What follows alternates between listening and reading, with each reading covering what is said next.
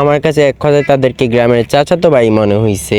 আসসালামু আলাইকুম everyone, welcome to my সস্তা ব্লগ। গত 2 দিন আগে আমরা যাই মার্কল্যান্ড পার্ক অ্যান্ড রেস্টুরেন্টে। যদিও ঈদ ছুটিতে আমার সেখানে যাওয়ার তেমন কোনো ইচ্ছে ছিল না, বাট বিশেষ একজন মানুষের কথায় ব্লগিং করার জন্য সেখানে যাওয়া হয়। পার্কটা যেহেতু মেইন সড়কের পাশে অবস্থিত, তাই এই জায়গাটার আশেপাশ ধরে অনেক জায়গা জুড়ে বিকেল 4টা থেকে সন্ধ্যা 7টা পর্যন্ত জ্যাম লেগেই থাকে। এটার জন্য কিন্তু সাধারণ মানুষকে অনেকটা হয়রানি পোহাতে হয়। যদিও এই জ্যামগুলো দেখার জন্য তাদের কয়েকজন স্বেচ্ছাসেবী লোক সেখানে থাকে। আমরা সেখানে যাওয়ার পর আমাদের বাইকটা পার্কিং স্থানে পার্কিং করে ভিতরের দিকে রওনা দেই। গাড়িগুলো পার্কিং করার জন্য আলাদা একটা স্থান রেখেছে, এই জিনিসটা পার্সোনালি আমার কাছে ভালো লেগেছে।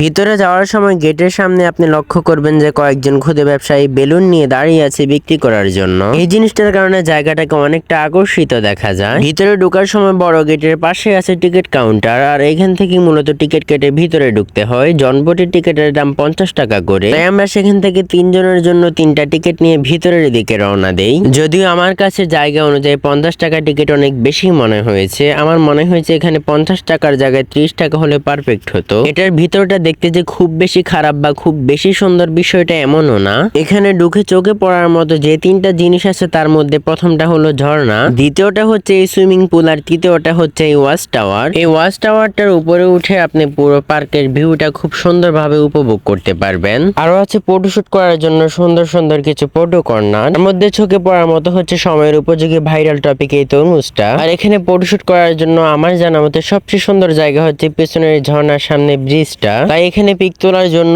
ছিল মানুষের উপচে পড়া ভিড়। এগুলো দেখার আগে আমরা যাই সেখানকার রেস্টুরেন্টের ভিতরে নিরিবিলি বসে খাবার খাওয়ার জন্য। সেই জায়গাটা বেস্ট একটা জায়গা ছিল। আমরা যেহেতু সেখানে কোনো খাবার খাইনি, কারণ আমরা জানি যে এইসব জায়গায় খাবারের প্রাইস একটু বেশি হয়। তারপর আমি শুনেছিলাম সেখানকার খাবারটা অনেকটাই ভালো। তারপর আমরা চলে যাই সেই রেস্টুরেন্টটার 2য় তলায়। সেখানে গিয়ে পাশে বারান্দার মতো একটা জায়গায় গিয়ে দেখি যে কয়েকজন ভাই সেখানে দাঁড়িয়ে দাঁড়িয়ে ফটোশুট করতেছে, আরো কয়েকজন সেখানে দাঁড়িয়ে দাঁড়িয়ে নিচের ভিউ গুলো উপভোগ করতেছে। সেখানে গিয়ে আরেকটা মজার বিষয় লক্ষ্য করলাম যে এত মানুষের সামনে ভাই পিচ্চি পোলাপাইন গোসল করতে পারে তা মানা যায়, কিন্তু এত বড় বড় মানুষ হয়ে কিভাবে এতগুলো মেয়ে মহিলার সামনে গোসল করতে পারে? আমার কাছে এক কথায় তাদেরকে গ্রামের চাচাতো ভাই মনে হইছে। এখন অনেকে বলবে নিজে গোসল করতে পারে না তাই গ্রামের চাচাতো ভাই বলে। হরে ভাই, আমি পারি না তাই আমি সেখানে গিয়ে আমার পাটা ধুয়ে আসছি। সেখানে গিয়ে আরেকটা জিনিস সবচেয়ে বেশি ভালো লাগে যে এত কিছুর মধ্যেও সেখানে নামাজের জন্য স্থান করা আছে এবং তার পাশে ওযু করার জন্য ওযুর স্থান আছে। সর্বশেষ আপনি যখন সেখানে ঘোরাঘুরি করে এগুলো দেখতে দেখতে ক্লান্ত হয়ে যাবেন, তখন পার্কের এক পাশটাতে এই জায়গাটাতে এসে একটু বসে ভালো সময় কাটাতে পারবেন।